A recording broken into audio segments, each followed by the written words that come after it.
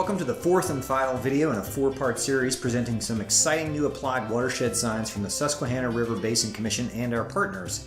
If you haven't watched the overview video, consider doing that now. This research was concerned with how activities on the landscape relate to excess suspended sediment in streams. The previous videos discussed why excess sediment matters and described our analysis that identified causes of these problems. One of the main findings of this project was that dirt and gravel roads have significant impacts on watershed hydrology even when a watershed is otherwise intact. In this video, with the help of our partners at Penn State's Center for Dirt and Gravel Road Studies, we take a look at some of the ways these roads impact the watershed and explore gravel road construction and maintenance strategies that help alleviate these problems.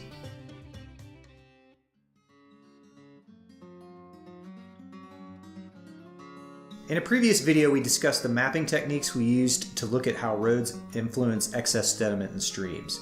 We defined the hydrologic capture zone, which is the land uphill of a road. Roads are not temporary and can significantly alter the natural flow of water across landscapes and into streams. This hydrologic alteration often leads to problems with erosion along roads and excess sediment in headwater streams and downstream rivers. Roads interrupt natural drainage patterns, leading to unstable roads and concentrated runoff, which accelerates erosion. Runoff transports excess sediment and chemicals into streams. Let's look at the hydrologic capture zone idea a little more closely. We'll start with this forested hillside. As rain falls, forest cover interrupts and slows water, causing much of it to percolate into the ground, where it is drawn into plants or it continues to move slowly below ground towards an aquifer, spring, or waterway. Some small amount of water runs over the ground downhill as well. Now let's put a road across that hillside. Despite the fact that, overall, most of the trees are still intact, this results in a surprising amount of change, especially as the effects of that change begin to accumulate in the watershed. Runoff and rainwater that come in contact with roads are often captured in a ditch. The water then moves downhill through culverts. Depending on how deep of a cut was required to build the road could also capture groundwater that was absorbed into the soil and move it to the surface. Even though the water may be moving slowly through the forested area before reaching the road, once it reaches the road, the water moves faster and it is concentrated into a smaller area. The faster the water moves, the more energy it has, so it is able to pick up additional sediment, which in turn is now much more likely to reach surface waters after traveling through culverts and ditches.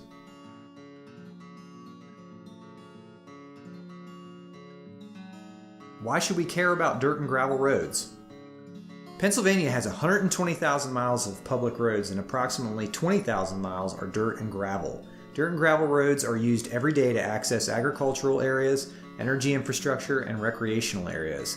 We tend to only think about the quality of roads when they become problematic due to potholes, erosion, or washouts. Construction and maintenance of dirt and gravel roads is a significant cost to taxpayers, and problematic roads are a hazard to traffic. Road managers must respond to complaints by drivers, which often relate to impassability and other inconveniences and almost never describe stormwater issues. However, erosion and sedimentation resulting from stormwater problems lead to hazardous driving conditions and also contribute to environmental issues. Using construction and maintenance practices that alleviate erosion and sedimentation will also help improve driving conditions. Roadway erosion is a common problem. It drains budgets, strains roads and drivers, and degrades our environment. The Center for Dirt and Gravel Road Studies at Penn State University is here to help with these problems. The center has created tools and guidance materials describing environmentally sensitive methods that can be applied to dirt and gravel roads that save money and improve environmental conditions.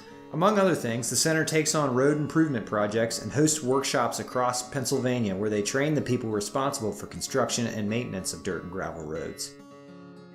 It's probably no surprise that proper drainage controls are key to controlling erosion and sedimentation related to these roads. However, traditional drainage methods such as collection and armoring can concentrate flows and lead to increased erosion. Maintaining natural drainage patterns and eliminating road drainage directly to streams are important goals for environmentally sensitive roads. In general, these methods promote sheet flow, which is stormwater running in a thin layer over the ground surface, and encourage infiltration, thus reducing sedimentation of surface waters, road problems associated with subsurface water, the occurrence and severity of floods, and costly road maintenance. To better understand all of this, we will travel into the field with Steve Blosser and Eric Chase of the Center to look at some examples of environmentally sensitive maintenance methods in use and to discuss a few roads that could benefit from improvements.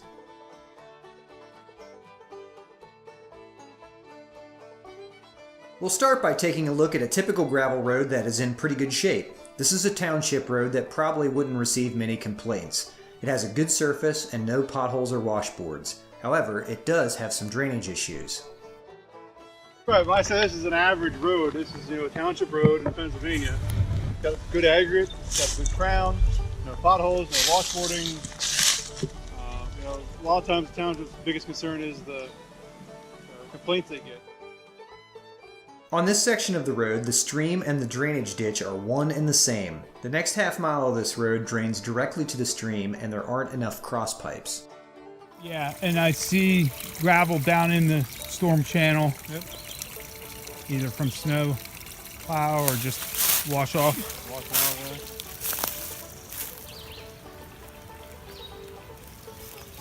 And this is just one straight shot. I don't know how far it is, the next pipe is away. Here we have an undersized culvert. They just put a standard size pipe in and went where it went. You're starting to get a tack on the road from the creek being right there. You can see it's attacking the road edge, and that becomes a constant maintenance battle for the township. I've mentioned a safety hazard if you happen to get your wheels off here. Yeah. Instances where the road drain ditch runs concurrently with a stream or the drain ditch enters the stream directly are the worst case scenario for adding sediment to the stream. Additionally, these situations exacerbate erosion because the water flowing through the ditch picks up energy and scours the ditch, road, or stream bed. Adding cross pipes, especially if they drain to a vegetated buffer, can help dissipate energy and divert stormwater from streams. The road itself is in good shape and has a nice crown shape which sheds water well, but the road bed is in an entrenched corridor so it can't drain water. So here we have properly shaped road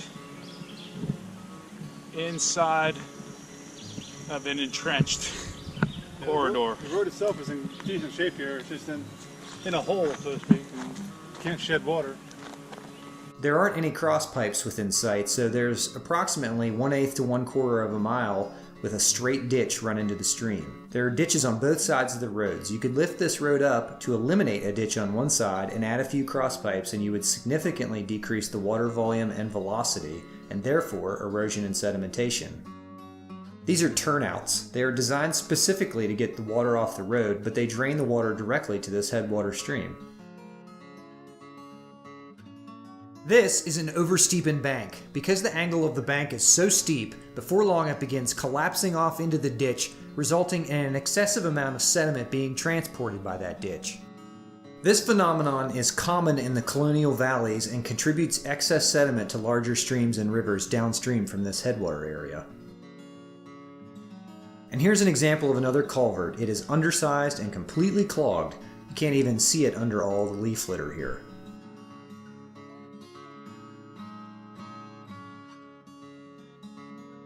Next, we'll take a look at a road improvement project on Red Rose Road completed in 2002. So this was entrenched or embedded? What's your term? Entrenched. Entrenched? About 4 feet, Steve. 4 Yeah, or 5 feet. an average of 4 or 5 feet of fill through here. Road fill is something we use quite a bit because some of our roads are so old. You see in the before picture that you see there's 4-foot banks on both sides.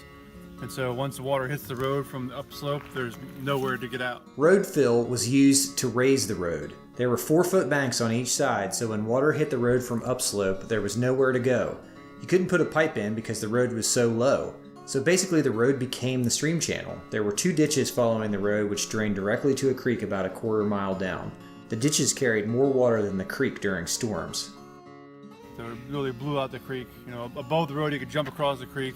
Below the road, you could hide a Volkswagen in the hole there. A shale pit next to the road was used for fill.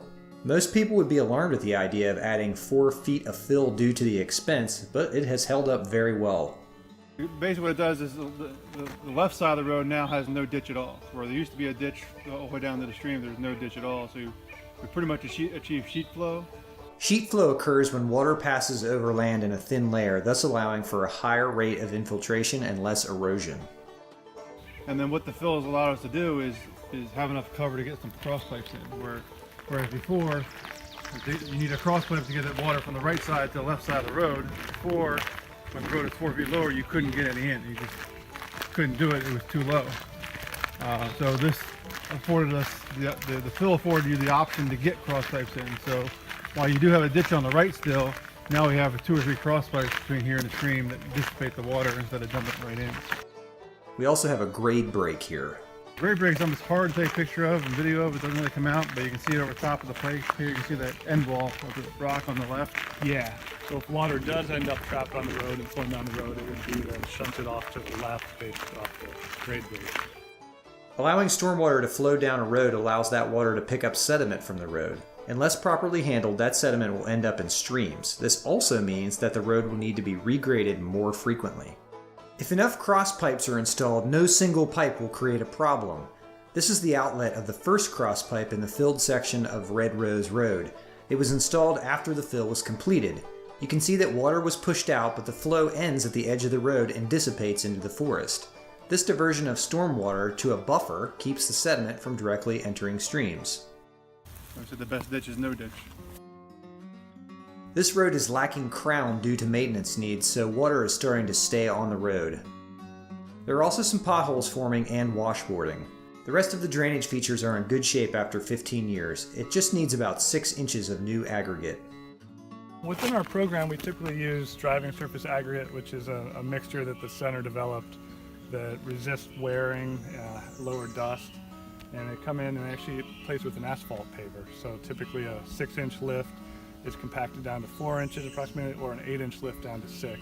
So they pull in these edges. You see a lot of loose material on the edges. They pull in the edges and shape it so you have your 4 to 6% crown on it, the side slope. And then they would set that using the paver can actually continue to maintain that same crown. Notice how you can't see Steve and Eric's feet. This is evidence of a grade break.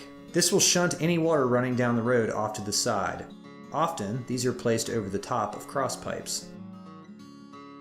The original road was located downslope near the creek. The old road edge is probably down where I am now. And basically, if I were to take 3 steps, I would disappear.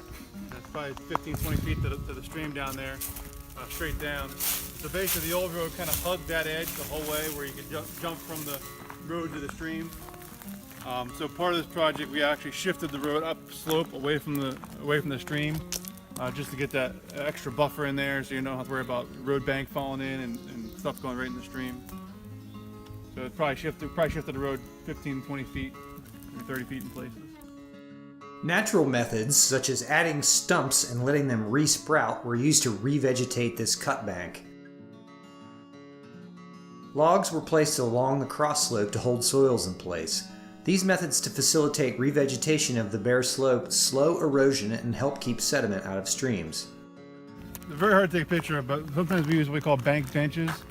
Banked benches were used here to slow down and hold water. Remember, slowing down water decreases its energy and capacity for erosion. It's not something an untrained eye would notice, but you can see it here following the contour of the road.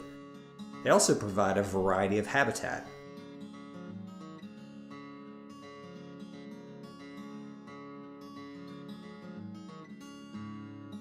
This is Sheer Road in Center County. The issue here starts with some off-right-of-way issues from private landowners up here. They have a sediment pond that discharges to the road here. This is 322, PennDOT maintained road.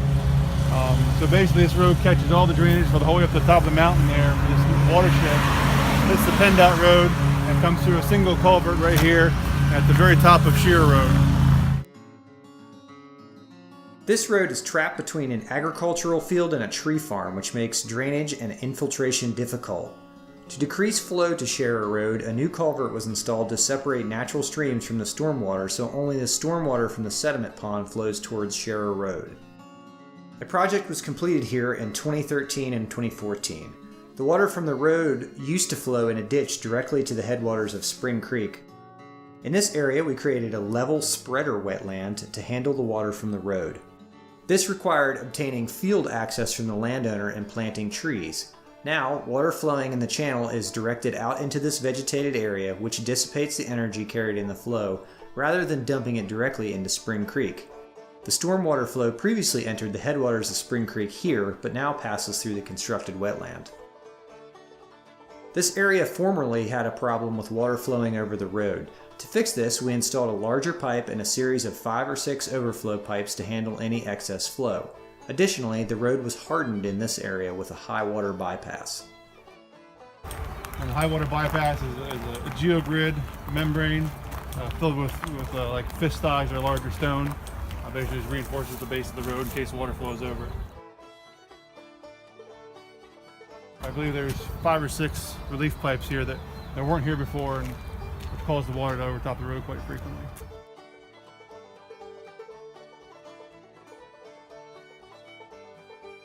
Smart road design and maintenance can have enormous positive impacts on streams and water quality while simultaneously reducing the cost of maintenance. The Penn State Center for Dirt and Gravel Road Studies is available to help in the implementation of environmentally sensitive maintenance methods, and they offer numerous guidebooks and hands-on workshops. If you'd like to know more about how we arrived at this discussion, check out the other 3 videos in this series, which document some applied watershed science in the Susquehanna Basin. Thanks so much for watching.